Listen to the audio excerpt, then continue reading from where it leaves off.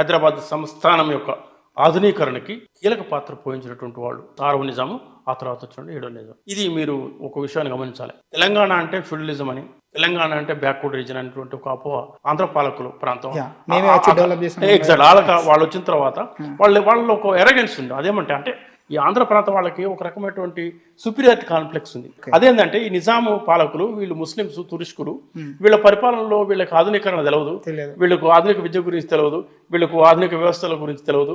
మాకు అంటే బ్రిటిష్ వాళ్ళ పరిపాలన ఉన్నటువంటి మేము ఇంగ్లీష్ విద్య నేర్చుకున్నాము, మేము బ్రిటిష్ వాళ్ళ యొక్క లిబరల్ పాలసీస్ని మేము అవగాహన చేసుకున్నాము. కాబట్టి మేము వచ్చిన తర్వాతనే వీళ్ళకి ఈ రకమైనటువంటి కొంత డెవలప్మెంట్ అయినటువంటి అడ్మినిస్ట్రేటివ్ సిస్టమ్ అన్నటువంటిది మేము ఇక్కడ చేసినామన్నటువంటి ఒక అపోహ ఉండేది. అది వాస్తవం కాదు. 6th నిజాం పరిపాలనా కాలంలోనే అనేక ఇరిగేషన్ ప్రాజెక్ట్స్ కి నిజాం సాగర్, కోయిల్ సాగర్, సరళ సాగర్, మీరు you name any major irrigation project, Osman Sagar, Gandipet, చాలా కరకట్టలు కూడా మూసి సోలిపేట మూసి ప్రాజెక్ట్, ఆధునిక విద్య వచ్చింది, తర్వాత ఇరిగేషన్ ఫెసిలిటీస్ డెవలప్ అయినాయి, వ్యవసాయ రంగం అభివృద్ధి చెందింది. అంటే ఇక్కడ ఫెడరల్ వ్యవస్థ ఉంది, దాన్ని మనం కాదట్లే. అంత ఫెడరల్ వ్యవస్థ అంతటిని డామినేట్ చేయలే. There is also ryotwari system, there is also individual cultivation, there were industries, textiles, sugar factories, cement factories.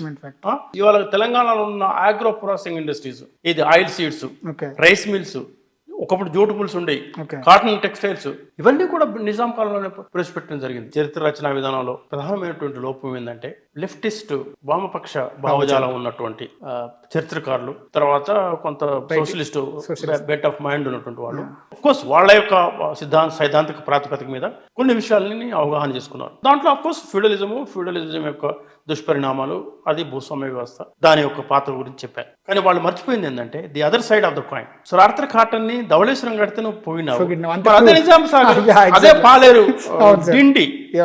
ఇవాళ తెలంగాణలో ఉన్నటువంటి ఏ ఇరిగేషన్ ప్రాజెక్ట్ అయినా మీరు తీసుకోండి, అది బ్రిటిష్ నిజాములు పరిపాలన కాలంలో వచ్చింది. నువ్వు you take any public building today, even with in Hyderabad, even with in Hyderabad Osman university కానీ, అసెంబ్లీ కానీ, నిమ్స్ హాస్పిటల్, వాస్తవానికి దళితులకి ప్రత్యేక స్కూల్స్ పెట్టి వాళ్ళ గ్రాంట్స్ ఇచ్చినటువంటి వాడు 6వ నిజాం, దాన్ని కొనసాగించేవాడు 7వ నిజాం. ఇవాళ ఇప్పుడు మీరు ఇంటిగ్రేటెడ్ ట్రైబల్ డెవలప్మెంట్ ఏజెన్సీ ఉందంటారు కదా, ఐటీడీఏ.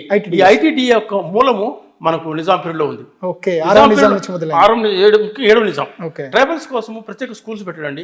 ఇల్లందులో, కారేపల్లి, వరంగల్, తర్వాత పరకాల, ఇట్లా ఎక్కడైతే ట్రైబల్స్ ఉన్నారో ఆ ట్రైబల్ మెజారిటీ ఉన్న ఏరియాస్ లోపల ట్రైబల్ స్కూల్స్ పెట్టారు.